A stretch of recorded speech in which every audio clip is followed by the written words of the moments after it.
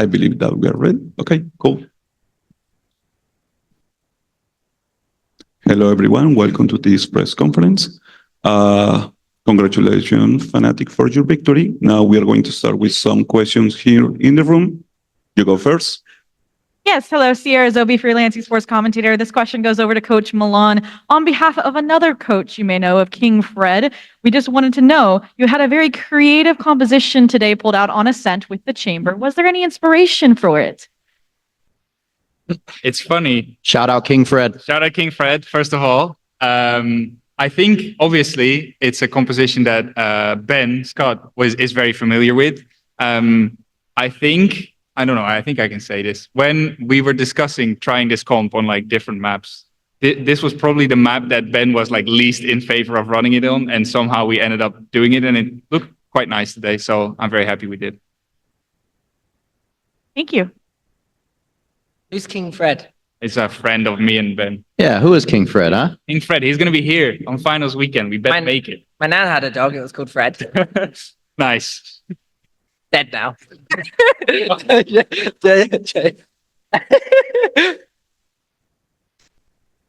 First Fred. It bit my balls once. Anyway. Moving on. First of all, congratulations on the win. Can you close the mic again, please? Yeah. You hear me? Yes. Okay. Congratulations on the win. My question goes to Crashes. So it has been 2 years since you played your last Masters. In that run, you faced Fnatic and lost. How is being on their side now? And what's the biggest difference you see between NA and EMEA since you played both? I think the style is it's very different, but it's kind of similar in like just different ways. I feel like I kind of have an advantage now because I know how NA plays and now I know how Europe plays. So I could kind of like mix in some things that I like from NA and also from Europe and just kind of make it the best of both worlds.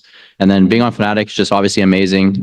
Just a legacy org and to be with these teammates, and it's just so much fun every single day. And we just enjoy playing with each other. So it's special. All right. Good luck on the remaining of the championship. Thank you. Hey guys, Bodok here. I have a question to Kayak. Since I've been working with Apex a little bit, I've heard some very positive things about the couch at Apex HQ. What do you have to say about that couch? Because your former teammates fucking love it. I mean, the couch is pretty good, not gonna lie. So, well, what else I can say? All right, It's a legendary couch.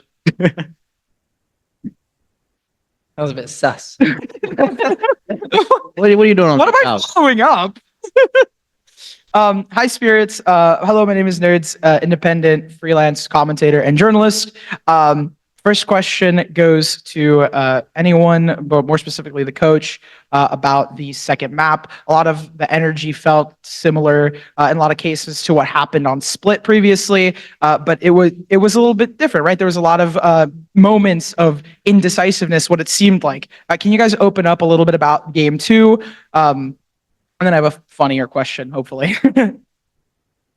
I was joking. Oh, fuck. Well, so, I mean, they were just shooting. Like, I think they kept running in, it kept working, and I think we didn't really have an answer to it. So, to keep it blunt, like, I don't think there was any, like, issues necessarily. Like, it was just, they were shooting heads better on that second map than we were, and that's ultimately what this game comes down to sometimes. Yeah. I think the boys, like, honestly, this whole event, they've kept their energy, like, very good. Everyone talks about, like, our team's energy, synergy, and fun that we have, and I think that we've yet to like really run into a game where that like drops heavily. So no, I'm not really worried, or I wasn't really worried after that second map. Next question is for Boaster and Kayak. The no nose and the shorts buff. Was it felt today? The no nose tape? Yeah. There's the shorts buff. Yeah, I mean, nose tape. There is no strip, and we won, so the nose strip was a card. I'm hoping Crashies gets his legs out one day. No, I'm joking. I meant with the shorts, obviously, but he doesn't like shorts. No, I don't like shorts very much. Why is that? I'm not sure. He skips leg day, that's why. Oh, you got all the upper arm strength. Last funny question. Chronicle over there on the end. I asked this to some other Slavic players. Just what's your favorite Slavic food? Because I know from my hometown, I'm always, Olivia and Kakleta, but Catleta is good. Catleta is good. Yeah? I'm not gonna lie. But I obviously like Pelmeni. Pelmeni is super good. It's like just like to understand it's like dumplings, but in a slightly different way. You just stuffed dough with minced meat, and that's it. And like it also has some obviously Jewish from meat, and I mean it's pretty tasty. Уксус smetana? Minus. Mayonnaise? Did you have them try it ever? Any of the teammates? I don't think anyone tried it. Ah. And I don't want them to try because they think it's way too simple. What about these? Come on. These nuts? Ah. Bro, you think you're funny I enough? tried. Bro, you catch some fun. You catch some fun today, bro. You got some fun. Thank you. Don't worry about him, Croc. Thank you and good luck in the rest of the tournament, homies. Someone is laughing over there. Yeah, someone's loving it over there. Yeah. I haven't tried these before. Uh-oh. Oh, Question. I'm Razor. Question from the Valorant competitive community for Milan. The Haven comp didn't work against the two Pacific teams, despite the usual high win rate in EMEA. Do you think the team didn't play like they usually do with the comp, or just that the other teams are better? And is that something that you will take into account for future matches? I wanna talk. I know it's Milan, but I will say something. I think this is the momentum game and mental game. And if you win on momentum and mental, you're gonna win the game. And I think what is happening on us on Haven, that's just what I think. Maybe, I mean, if I'm that genius, I will be coach, but that's what I think. I think if we start attack on Haven, that's the key over there. It's sleeping over there. Nice. Yeah. That simple, right? I think it is just that. I think if we, I talked about it before. I think we lost the two Haven games for very different reasons. So I'm not reading into it too badly. I think it's just something for us to figure out. But thankfully, we're in a position where we have an extra day, before we have to play again. So I'm not too worried about it. Thank you. And I've got two questions for Boaster. Fnatic dominated in 2023, and a lot of the team has changed since then. Do you think that not carrying around the pressure of continuing the dominance of 2023 Fnatic has helped you perform and lead the team in a better way? Yes and no, I guess. I think from last year's perspective, it was like we wanted to have that dominance again, and then we got with our pants down a little bit. So then we were trying to play catch up, but then there's a lot of mental aspects playing into last year. This year was a bit more chill. Like zero expectations has been working so far, other than kickoff. But I'd say I kind of forgot that on the first day here, and we were stressing out in that Gen G game. As you could see, probably in like the footage and stuff. And then today, I don't think it was as stressed. Like even though we were losing Haven, it didn't feel stressed. It just felt like they were absolutely banging us. And so when it came to Ascent and we got the ball rolling, it just feels good. We're definitely a momentum team, but most teams are, I'd say. And I just think, I think we're capable of greatness. We just got to believe in ourselves and have fun and just like bring the energy, bring the vibes. Thank you. And one more question for you, Boaster, and anyone else can answer this as well. Boaster, you've gone to a lot of different countries in your career as a player. Is there any place that you would like to come back to, or a new place that you'd like to go to? New place or any place I'd like to go back to? I didn't get a single win in China. I need to go back there. I went 0-2. Instant out. Actually, I stayed. I was going to say instant out on the plane, but I didn't. I stayed. So that was cool. And I'd say it would be, I'm not going to lie, it would be nice to go back to Brazil as well. Mainly because, like, I don't know, it was just a big core memory, the first ever win, and it'd be nice to go back there and them screaming at me, "You're gonna die again." But it was in Portuguese. It was fine. I didn't understand it, but it was hype. Those are two. And then new places. I've been everywhere, haven't I? No, I'm joking. I don't know. Actually, new place. I haven't really thought about it. Poland. Here we go then. Masters. What is it? Poznan? Yeah, Poznan. Masters Poznan. Masters Krakow. Let's go. Can I answer that as well? I would like to go Turkey again because when I played in Turkey, I didn't have experience at all. So it was my first champions, and we actually get close to win. But I mean, why are you looking at me? You got close to winning. Yeah. I want. Yeah, bro. Never mind. Yeah, I will just go 30. Thank you. We are going to take some questions on the call. Anna, you go first. Hi, congratulations on the win. My question is for Boaster. You give us all heart attacks when you hit a site with so little time left. What is going through your mind when this happens, and how do you capitalize off of it?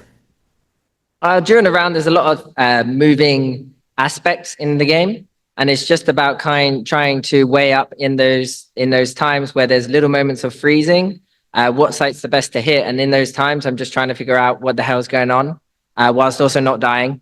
And so sometimes it's like we have to play it slow because enemy has a lot of util, and we need to work our way slowly into it. But by the time that we do hit the sites, there's not much util left. I take full responsibility for that first bonus round when we were 5v3. I actually knew they'd be 3A. I just believed that we'd just win anyway. And like, as long as we go as 5, but they owned us. I just had, because I knew the Cypher Cam was on B main. So it's just little things. And it's just, we have to take our time with map control on maps sometimes, because we just don't make sure we're trading and going together and not dying. Because as long as we hit the site together and trade out, it should be maximum 4 people, maybe 5 if we're really obvious, but no one rotates 5 in. So it's a 5v4. So it doesn't matter if we go slow, just trade it. Great, thank you. Congratulations again. Thank you. Thank you. Next question go to Chitaku. Hello guys, first for all, congratulations for the win. I'm Chitaku from Universo Valorant.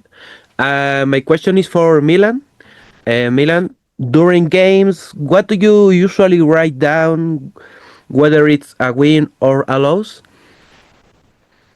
I mean, I just write down what happens. I think me and Ben have a pretty good system where one of us is focusing a little bit more on the enemy and one of us is focusing a little bit more on ourselves. And we just we try to create an overview, allow ourselves to get ideas flowing on what we can do for future timeouts, what our expectations are. So it's just very simple stuff. Okay, and my second question is for the team. Just one question because we are running out of time. Sorry. Okay. Thank you. No problem. Thank you, Chitaku. Next question go to Enzo.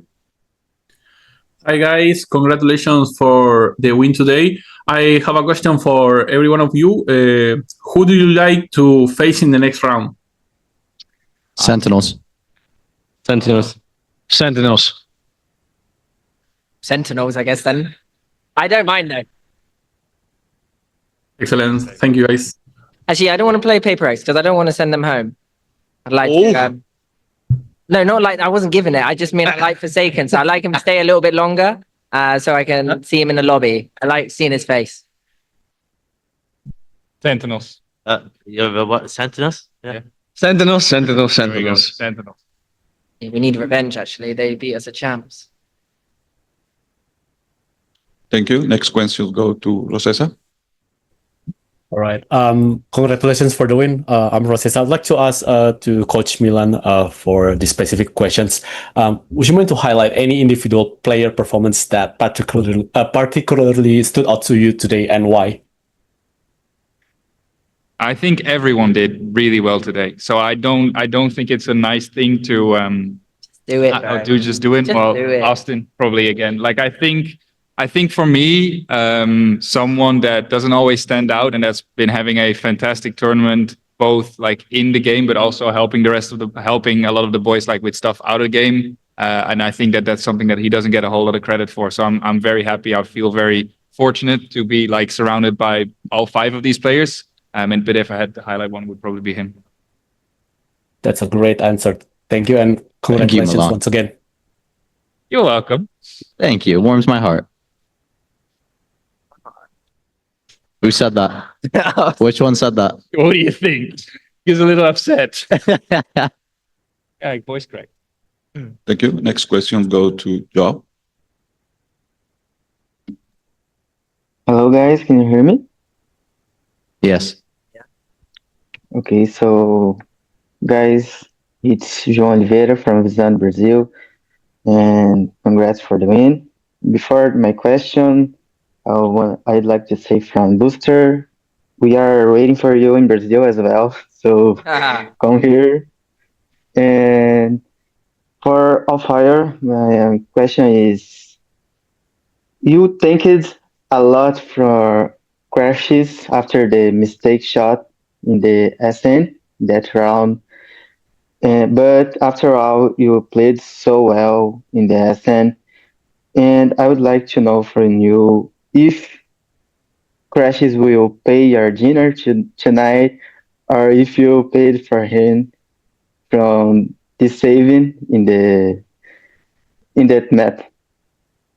I guess the question is mine, but I don't understand. He's asking Austin like helped you a lot, I think, on Ascent. And are you gonna pay for his dinner tonight? I mean, he didn't help me on Ascent, but Oh. okay. I gotta give. He helped me a lot. Whenever I go somewhere, he put recon and he put drone, and he calmed me super well. And every peak I was doing it, he was calling me. So thank you. I will pay your dinner. I'll pay your dinner, bro. Okay. Ryan's paying. Oh, Thank you, bro. Shot my ears out. Sorry, I didn't realize he would do that. Last question on the call goes to Pedro. Hey guys, Pedro Romero, independent journalist. I kind of got here a little bit late, so I'm not sure if the question I want to ask has already been asked, but I'm going to shoot my shot anyway. This question is going to go out to Bolster. You kind of put up an interesting comparison from like in terms of like the locations of the places that you competed in throughout your career in this game, and I want to ask you something about that or within that aspect. As the IGO and as the longest standing member of this Fnatic squad, you've seen plenty of people come and go within this org, and the same can be said for this year. I still want to ask you just sort of like how have you viewed the evolution of your IGL and your management of the players and just having to deal with different personalities, as someone as an equally as colorful personality as yourself. What has been some of the most difficult aspects of just having to manage all of these different things and centralize it? And what do you think has been some of the biggest similarities on top of that as well, from your point of view? I'd say, yeah, I mean, it's always interesting when players like come and go. You see it throughout the scene, but also within our teams as well. Like most of our players stay for at least a year, and then move on their way sometimes. And I think it's just you just take what you can from each player, from each coach, from each analyst that you get, and you just learn what was good and what was bad, and move and take that into your next roster. And I think as you play, the longer you play, the more things you see, the more things you have to adapt to, and you learn from. But you're always constantly learning. You're never like perfect, or you never understand everything that's going on. And I do sometimes think when it's going to be my turn. But I don't really know. It's like I don't play very well sometimes, so I'm like, bloody hell, I need to make sure I can keep up with these young guns. I got Kike here looking like an absolute laser at times, like with his aim and stuff. So yeah, I think it's just with the atmosphere.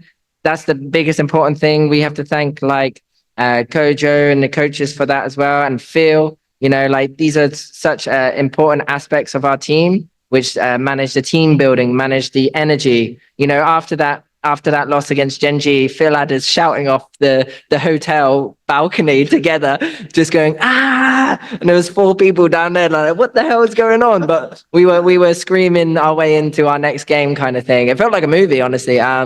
So like little things like that. And it's always fun seeing how teams develop and grow. I will always say like the biggest thing you can do is learn from a win or from a loss. And that's especially what we do. Our kickoff game, Kayak's big pop-off against Navi. Love that one from him. And now he's grown so much into a super duelist. Crashies, when he came back after kickoff, had a really solid game on Fracture, just swinging, and now he's in full throttle. It's just things like that. I don't have to talk about these two because they've already had their little moments and they just do their thing. So yeah, I think it's just you got to have your moment. Okay, bro. Have your thing. Okay, bro. Yeah, sorry. Yeah. I could talk you up there if you like. No. I don't want. I'll buy you dinner. Thank you. Now we are going to take some questions here from the fans. So if you want to see the fans, you can watch this screen on your right. First, congratulations on your win. My question goes to Alfier. How did you reset and change your gameplay between map 2 and map 3? I'm kind of the momentum player. Whenever I play bad and whenever I get whenever we lose the maps because of me, I get so tilted and I was like more hungry to win another map. I'm just getting more excited and more hype and like more motivated after I play bad. It just, I'm not resetting actually. That's me. When I play bad, I'm getting angry. So I'm more focused, more motivated and more hype. There's nothing worse for Alfia than losing an ISO. I will say that day. He just comes out like, Yeah. And if you talk more, you're gonna play ISO. But he was really excited for the chamber debut. I mean, I've been telling you. I've been telling you, Asen is best man. I've been telling you.